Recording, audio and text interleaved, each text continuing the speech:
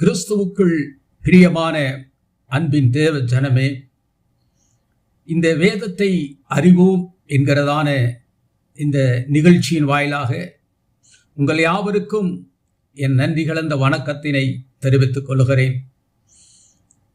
மத்தேயு, மார்க், லூக்கா சுவிசேஷத்தின் அவுட்லைன், அதை குறித்த ஒரு கண்ணோட்டத்தை குறித்து நாம் பார்த்து வருகிறோம். அதை பற்றியதான மூன்றாவது காணொளி காட்சியாக இந்த காணொளி காட்சியை உங்களோடு கூட நான் பகிர்கின்றேன். மத்தேயு 1ஆம் அதிகாரத்திலே நாம் பார்ப்போமானால் 2 முறை அவருடைய பெயரை பார்க்கிறோம். இயேசு கிறிஸ்து என்று குறிப்பிடப்பட்டிருப்பதை 1ஆம் அதிகாரம் 1ஆம் வசனத்திலும், அதே அதிகாரத்திலே 18ஆம் வசனத்திலும் குறிப்பிடப்பட்டுள்ளது. கிறிஸ்து என்பது அவருடைய கடைசி பெயர் அல்ல. அவருடைய பெயர் இயேசு கிறிஸ்து அல்ல. அவருடைய உண்மையான பெயர் யெசுவா பென் யூசப். யெசுவா பென் யூசப். ஜோசப்பின் மகன் இயேசு கிறிஸ்து. இயேசு கிறிஸ்து ஒரு பெயர் அல்ல, அது ஒரு தலைப்பு. கிறிஸ்டோஸ் என்பது கிரேக்க வார்த்தையாகும். அதன் பொருள் மேசியா என்பதாகும். மேசியா என்ற எபிரேய வார்த்தைக்கு அபிஷேகம் செய்யப்பட்டவர், தேவனால் அபிஷேகம் பண்ணப்பட்டவர் என்று பொருள். இந்த வார்த்தை ஒலிவ எண்ணெயை ஒருவர் முகத்தில் பூசுவது போன்றது. பழங்காலத்தில் யூதருடைய ராஜாக்களும் தீர்க்கதரிசிகளும் எண்ணெயால் அபிஷேகம் செய்யப்பட்டனர். அதனுடைய பொருள் தேவனால் தெரிந்து கொள்ளப்பட்ட சிறப்பான சேவைக்கு அழைக்கப்பட்டவர்கள், ஒரு குறிப்பிட்ட பணிக்கு தேர்வு என்று பொருள். யூதர்கள் நீண்ட காலமாக மேசியாவை, ஒரு மீட்பரை, ஒரு ராஜாவை எதிர்பார்த்து கொண்டிருந்தார்கள். பக்தியுள்ள யூதர்கள் தினமும் ஜெபிக்கும் பிரார்த்தனை என்னவென்றால், மேசியா வருகையை நம்புகிறேன், அவர் தாமதித்தாலும் ஒவ்வொரு நாளும் அவருக்காக நான் காத்திருப்பேன் என்பதுதான். அவர்கள் கிறிஸ்துவை, மேசியாவை தேடிக்கொண்டிருந்தார்கள். மத்தேயு கலிலேயா ஊழியம், யூதேயா ஊழியம், துன்பம், மரணம் மற்றும் உயிர்த்தெழுதல் ஆகிய 5 பிரசங்கங்களை குறித்து அவர் பேசுகிறார். குறிப்பாக மலை பிரசங்கம், உவமைகள், ஒலிவமலை பிரசங்கம், இவை அனைத்தும் போதனைகளும் அவர் கவனம் வைத்து சொன்னதினாலே மத்தேயு 4 சுவிசேஷங்களை விட நீளமாக இருக்கிறது. மத்தேயுவின் அனைத்து போதனைகளையும் எடுத்துக்கொண்டால் அது நீண்டது. மத்தேயுடன் மார்க்கை ஒப்பிடுகையில் அது குறுகியதாக இருப்பதற்கு காரணம், மத்தேயில் சொல்லப்பட்ட அனைத்து போதனைகளும் மார்க்கில் இல்லை. மார்க்கு தான் முதலில் எழுதப்பட்டது பலர் நினைக்கிறார்கள். தனிப்பட்ட முறையில் அவ்வளவு உறுதியாக அதற்கு பதில் சொல்ல முடியாது. 19ஆம் நூற்றாண்டுகளுக்கு முன் மார்க்கு முதலில் எழுதப்பட்ட நற்செய்தி நூலாக கருதப்படவில்லை. கடந்த 1.5 நூற்றாண்டுகளில்தான் மார்க்கு முதலில் எழுதப்பட்டது என்று சொல்லப்படுகிறது. 1838ஆம் ஆண்டில் கிறிஸ்டியன் காட்லோப் வில்கே என்ற ஜெர்மன் இறையாளர் மார்க்கு எழுதப்பட்ட முதல் நற்செய்தி நூல் என்று வாதிட்டார். மத்தேயும் லூக்காவும் தங்கள் நற்செய்திக்கு தேவையான மூல ஆதாரங்களை மார்க்கு நற்செய்தி நூலிலிருந்து எடுத்து பயன்படுத்தியதாக அவர் கூறினார். சிலர் 90% மத்தேவிலும் 50% லூக்காவிலும் மார்க்கின் சுவிசேஷம் உள்ளதாக சொல்லுகிறார்கள்.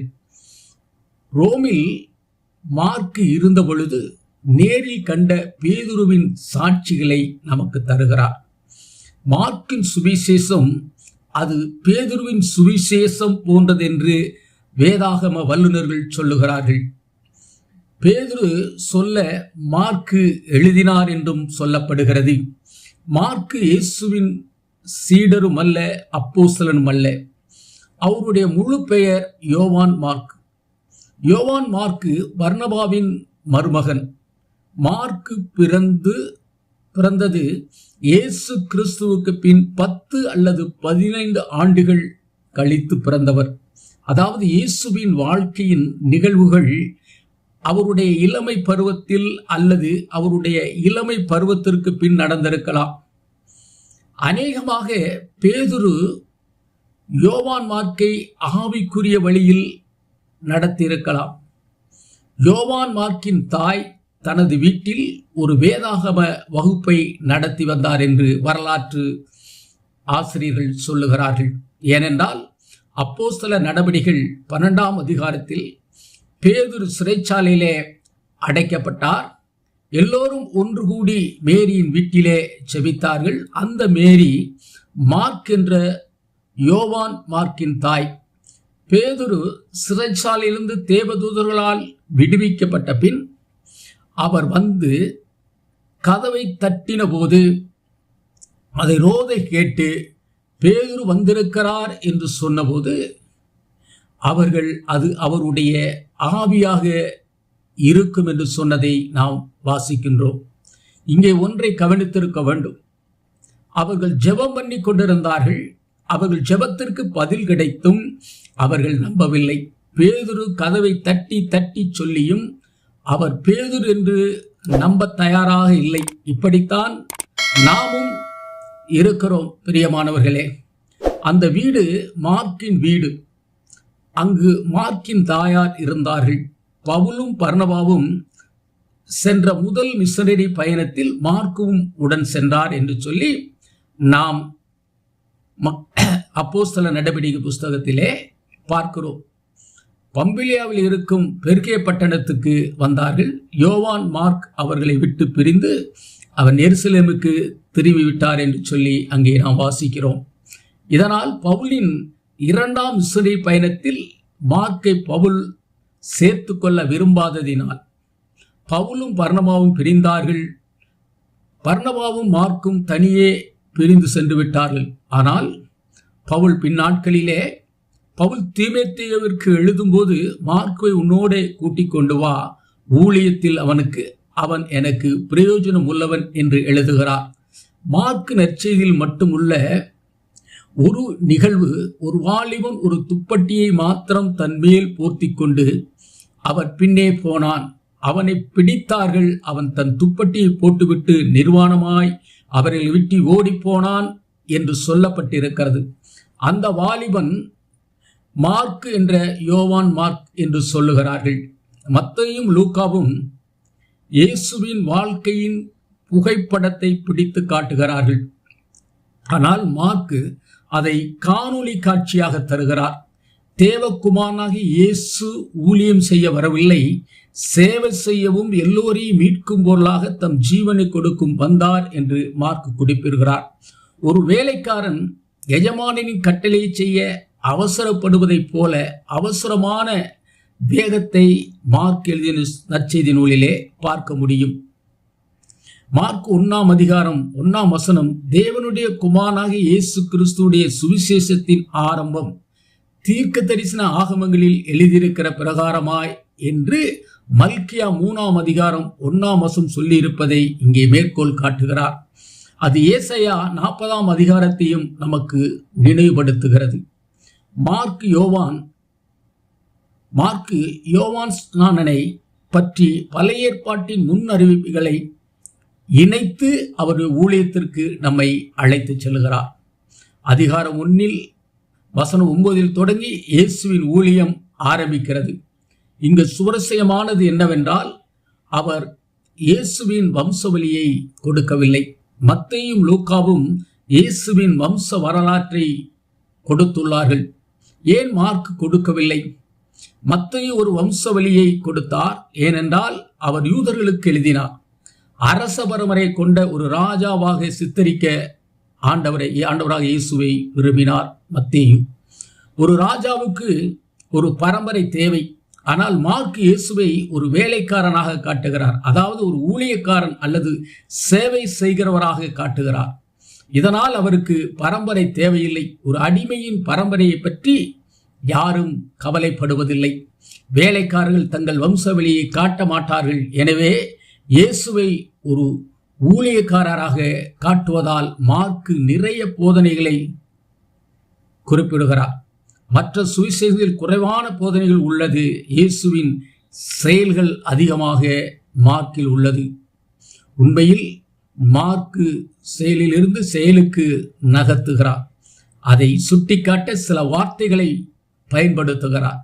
மற்றும் என்ற வார்த்தையை அதிகமாக பயன்படுத்தி இருக்கிறார். அதாவது ஆங்கில மொழிபெயர்ப்பில், ஆங்கில வேதாகமத்தில் முதல் அதிகாரத்தில் மட்டும் and என்கிற வார்த்தை 63 முறை வருகிறது என்று சொல்லுகிறார்கள். மார்க்கு சுவிசேஷம் முழுவதிலும் மற்றும் இப்போதும் என்று பொருள் வரக்கூடிய வார்த்தைகள் 1331 இருக்கிறதாக சொல்லுகிறார்கள். and now. அவருக்கு தனித்துவமான வேறு சில வார்த்தைகளும் உள்ளன. உடனடியாக அல்லது நேரடியாக, இமிடியேட்லி, ஸ்ட்ரைட் அவே என்ற வார்த்தைகளை அதிகமாக மார்க்கு பயன்படுத்துகிறார்.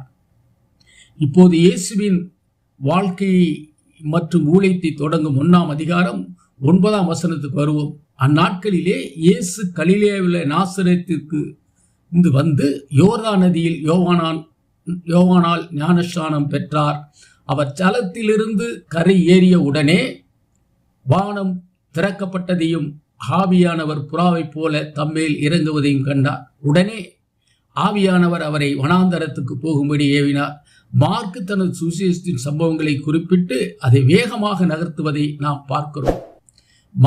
மார்க்கு சிலுவையில் அறையப்பட்ட இயேசுவின் உயிர்த்தெழுதல் நிகழ்வுகள் அதிகாரம் 10ஆம் அதிகாரம் முதல் புத்தகத்தின் இறுதி வரை குறிப்பிடப்பட்டுள்ளது. உண்மையிலே அதிகாரம் 9 கூட சொல்லலாம். ஏனெனில் அவர் தனது மரணம் மற்றும் உயிர்த்தெழுதலை சீசர்களுக்கு அறிவிக்கிறார். அதிகாரம் 9 முதல் 16 வரை இயேசுவின் இறுதி வாரங்கள் மார்க்கு சிலுவைக்கு வேகமாக அழைத்துச் செல்கிறார். இத்தோடு இந்த காணொளி காட்சியை இந்த இடத்திலே நிறுத்துகிறேன். அடுத்து 4வது பாகமாக அடுத்த காணொளி காட்சியிலே நாம் தொடர்ந்து இதை சிந்திப்போம். ஆண்டவர் தாமே இதை பார்க்கிற ஒவ்வொருவருக்கும் தேவன் ஆசீர்வாதத்தையும் அவர் வாழ்க்கையிலே அற்புதத்தையும் செய்வாராக. ஆமேன், ஆமேன்.